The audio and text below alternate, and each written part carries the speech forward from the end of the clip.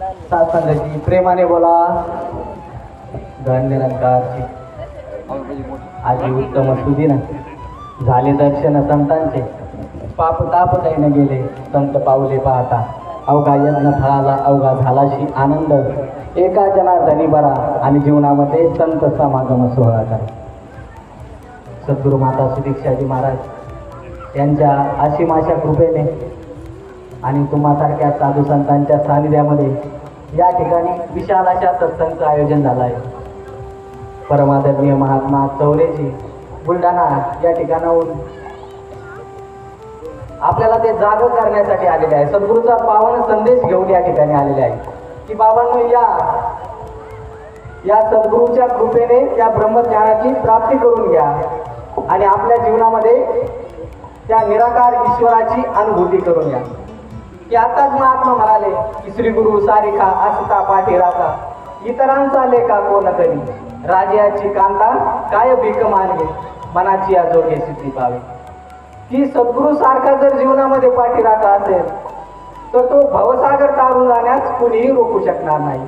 तो 84 लाख योनीचा फेरा आपला चुकवणारा एकमेव पुरुष कोण असेल तर तो सद्गुरू आहे. आणि त्या सद्गुरूच्या कृपेनेच आपल्याला हा भवसागर तारून जाता येणार आहे. त्या मोक्षाचे अधिकारी आपण सद्गुरूच्या कृपेने होणार आहोत. आणि प्रत्येक महात्मा या ठिकाणी येऊन तोच आग्रह, तीच विनंती, प्रार्थना, निवेदन प्रार्थना या ठिकाणी करत आहे की बाबांनो या सद्गुरू करून त्या ब्रह्मज्ञानाची प्राप्ती करून घ्या. मग ज्ञान म्हणजे काय तर अध्यात्म ज्ञान नित्यत्वम तत्वज्ञान अर्थदर्शनम. की आत्म्याच्या अधिपत्याखाली आचरण करून त्या परमतत्व परमात्म्याचे साक्षात दर्शन होणे म्हणजे ज्ञान. आणि त्याच्या विपरीत जे काय आहे ते अज्ञान होय. म्हणजे सद्गुरूकडून त्या ब्रह्मज्ञानाची प्राप्ती करून घेणे, त्या ईश्वराची ओळख करून घेणे म्हणजे ज्ञान. आज महात्मा एवढ्या दूरवरून तोच संदेश देण्यासाठी आणि तुम्हाला विनंती प्रार्थना करण्यासाठी आले की बाबांनो तुमच्या जीवनातले 20 मिनिटं या ठिकाणी येऊन त्या ब्रह्मज्ञानाची प्राप्ती करा. जे ज्ञान माऊली ज्ञानोबरायांना मिळालं, तुकोबरायांना मिळालं, रामदास स्वामींना मिळालं, एकनाथ महाराजांना मिळालं, तेच ज्ञान या ठिकाणी निरंकारी मिशनच्या माध्यमातून आज जगाला सद्गुरू माता सुदीक्षाजी महाराज देत आहेत. आणि त्यांच्या आदेशानुसार ते महात्मा परमादरणीय महात्मा एवढ्या दुरून ते ज्ञान तुम्हाला घेण्यासाठी विनंती करत आहे. ते ज्ञान देण्यासाठी आलेले आहे की बाबांनो ते ज्ञान घ्या. आता तुम्ही म्हणाल की आम्हाला ज्ञान नाही का, आम्ही का भक्ती करत नाही का. सासंगजी भक्ती तर प्रत्येक जण करतोय, ज्ञान तर प्रत्येकाला आहे, परंतु त्या ज्ञानाचा बोध जर घ्यायचा असेल तर सद्गुरूला शरण यावं लागेल. की सद्गुरूच्या चरणाची धूळ मस्तकी लावावी लागेल. की जोपर्यंत या देहामध्ये श्वास चालू आहे तोपर्यंत आपल्याला सद्गुरूला शरण येऊन सद्गुरूच्या चरणाची धूळ आपल्या मस्तकी लावायची आहे. नाही भरोसा या देहाचा जाईल श्वास कधी काळी.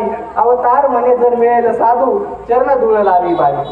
की असा कोणी संत साधू जर मिळाला की एका क्षणामध्ये मला त्या सद्गुरूच्या कृपेने एका क्षणामध्ये मला असा पुरुष जर मिळाला की एका क्षणात त्या निराकार ईश्वराची अनुभूती करून देईल की त्याला शरण जाण्याचा सल्ला साधू संतांनी दिला. पवित्र अवतारवाणीमध्ये शैक्षणी ते सांगतात की या पुरुषाची धूळ लावा, या सद्गुरूची धूळ आपल्या मस्तकी लावा आणि आपला इहलोक सुखी करा आणि परलोक सोयीला करून घ्या. महात्मा सुद्धा तेच एवढ्या वेळापासून सांगत आहेत की विनंती प्रार्थना करत आहेत की बाबांनो या की देवाला पाहता येतं, देवाला अनुभवता येतं. साधू संतांनी त्या देवाला पाहिलं आणि आपल्याला सुद्धा देवाला पाहता येतं. फक्त त्यासाठी सद्गुरूची कृपा व्हायला हवी. भक्त्या कोणन्या शक्य अहमे वेद्यर्जुन ज्ञातू कृष्णांच्या तत्वेनं प्रवेशांचे पर्यंत पण. की अर्जुना अनन्य भक्तीच्या योगाने साधक मला सुलभतेने पाहू शकतो, मला ओळखू शकतो, जाणू शकतो. एवढंच काय माझ्यामध्ये प्रवेश सुद्धा करू शकतो. आणि ही संत मंडळी या ठिकाणी जी बसली आहेत ती या निराकार ईश्वरामध्ये या ब्रह्मामध्ये प्रवेश करणारी व्यक्ती आहेत. आणि आपल्याला या परिसरातील लोकांना ती विनंती प्रार्थना करत आहेत की बाबांनो तुम्ही पण या दरबारामध्ये येऊन बसा आणि त्या देवाची अनुभूती करून या. त्या देवाची अनुभूती करून या की ज्या देवाला शास्त्रामध्ये लिखित असणाऱ्या या परमात्म्याला पाहता येतं, अनुभवता येतं. ब्रह्म दिसे उघडे. संतांनी सांगून ठेवलं की हे देव ब्रह्म उघडा आहे, याला पाहता येतं. म्हणे मुक्ताबाई ऐक चांग देवा, पाहून घे रोकडे जगामध्ये ब्रह्म दिसे उघडे. की साधू संतांनी जे सांगितलंय की हे ब्रह्म उघडं आहे, याला पाहता येतं, हे दिसतंय, तेच महात्मा या ठिकाणी त्या ब्रह्माची प्राप्ती करून देणार आहे आणि आपले सर्व काही भ्रम समाप्त करून टाकणार आहे. या दासही तुमच्या चरणाला स्पर्श करून विनंती प्रार्थना करतोय की या सत्संग समाप्तीनंतर या महात्म्याकडून त्या ब्रह्मज्ञानाची प्राप्ती करून घ्या आणि आपला यहलोक सुखी आणि परलोक सोयला करून घ्या. प्रेमाने बोला.